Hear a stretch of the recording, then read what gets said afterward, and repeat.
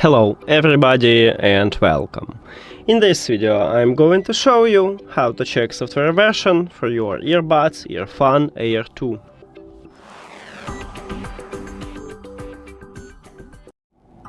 You have to start by open EARFUN audio application. Of course you need to add your earbuds to the app and then you will see them at the device list. Tap at your earbuds and then you need to scroll down. And right here at the bottom we have version.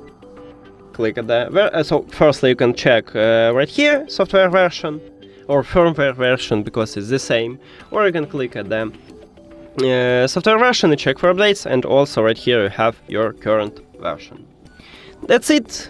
Thank you for watching this video. If you found it helpful, please consider subscribing to the channel and leave the like on the video. See you later.